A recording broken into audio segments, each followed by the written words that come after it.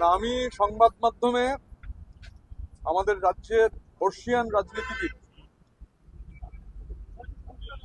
একাধিকবারের রাজ্যসভার সাংসদ সম্মানীয় শ্রী সুখেন্দু শেখর রায়, তিনি আজকে রাজ্যসভার মেম্বারশিপ থেকে ইস্তফা দিয়েছেন, দলীয় পদও ছেড়ে দিয়েছেন। আমি দেখেছি।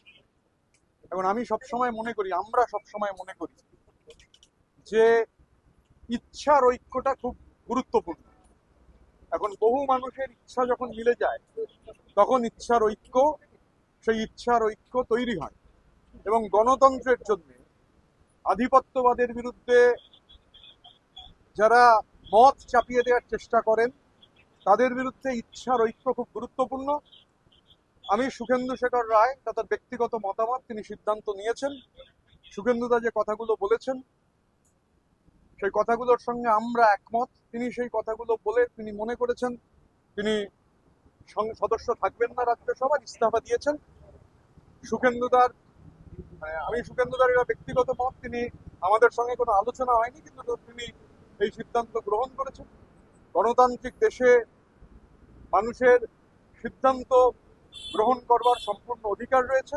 এবং আমি যে কথা বলছিলাম যে ইচ্ছার ঐক্য, আমার মনে হয় যে আমাদের এখানে আমাদের লেজিসলেটিভ পার্টির যারা সদস্য আছেন, তাদের যে ইচ্ছা, সেই ইচ্ছার ঐক্য, একই ধরনের ইচ্ছা, সেই ইচ্ছার ঐক্য বোধহয় দিল্লি পর্যন্ত পৌঁছেছে।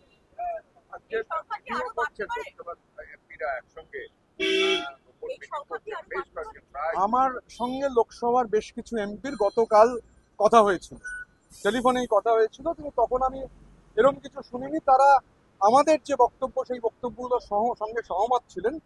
স্বাভাবিকভাবে যদি তারা সেভাবে, আমরাও একসঙ্গে কাজ করেছি, সহকর্মী ছিলাম।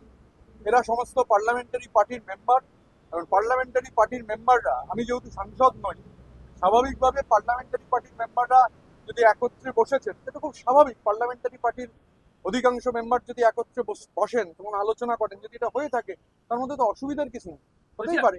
আজকে সুখেন্দুদা রাজ্যসভার কাজের বিষয় নিয়ে একাধিক প্রশ্ন তুলেছেন। যেহেতু আপনিও একই সঙ্গে তার সাথে রাজ্যসভার সাংসদ ছিলেন, সুখেন্দুদার বক্তব্য, বিশেষ একজন রাজ্যসভার ব্যক্তি কোনোভাবেই আপনাদেরকে কথা বলতে দিত না এবং আপনাদেরকে লাস্ট বেঞ্চে পাঠিয়ে দিত। দেখুন, আমাকে লাস্ট বেঞ্চে তো আমি কাটিয়েছি, গত 15 মাস লাস্ট বেঞ্চে বসতাম। অনেকে আমার থেকে ইয়াং, এবং কোনো পলিটিক্যাল ব্যাকগ্রাউন্ড নেই, আরটিআই অ্যাক্টিভিস্ট এসব আগে সিট পেয়েছি। তো যাই হোক, পার্লামেন্টে পারফরমেন্স কি, সে তো প্যারামিটার, পাবলিক প্যারামিটার। তো ঘটনাচক্রে এটা খারাপ লাগতো যে সুখেন্দু শেখর রায়ের মতো মানুষ, তাকে লাস্ট বেঞ্চে বসানো হয়েছে। কারণ এটা হচ্ছে লিডার অফ দি হাউস, তিনি এটা ঠিক করেন যে কে কোথায় বসবে। সমস্যা হচ্ছে রাজনীতির আঙিনায় ভাড়ামোর কোনো জায়গা নেই। যে আমি বলেছি, অভিষেক বন্দ্যোপাধ্যায়ের সংগঠনে সং আছে, গঠন নেই।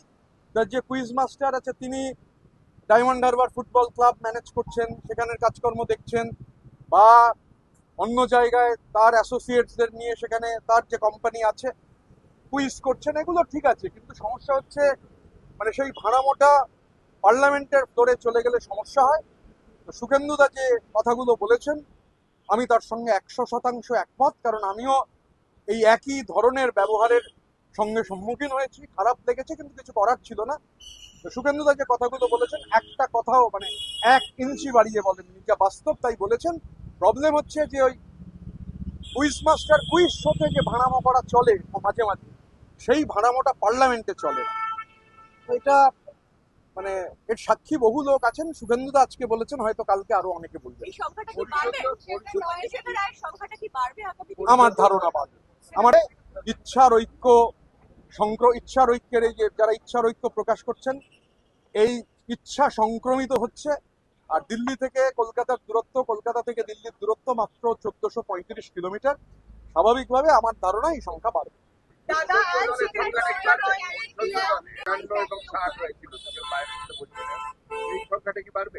আমাদের সংখ্যা তো বাড়বে, ধৈর্য ধরুন না।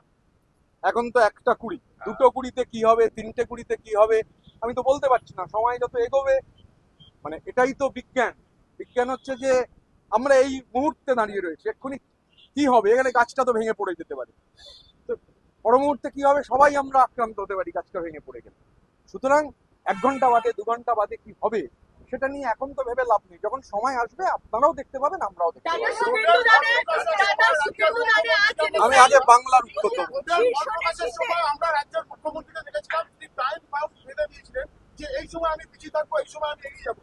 আজকে দেখছি আপনিও টাইম বলছেন যে 3টে গুলিতে কি হবে, 4টে গুলিতে কি হবে। না, আমি তো এটা বিশ্বাস করি। আমি তো এরকম নয় যে এটা আমায় যারা চেনেন, মানে যাদের সঙ্গে আমার এখন যোগাযোগ হচ্ছে না, যাদের সঙ্গে গত 10 বছরের যোগাযোগ বিচ্ছিন্ন হয়নি, গত 5 বছরের যোগাযোগ বিচ্ছিন্ন হয়নি, তারা আমায় চেনেন, জানেন।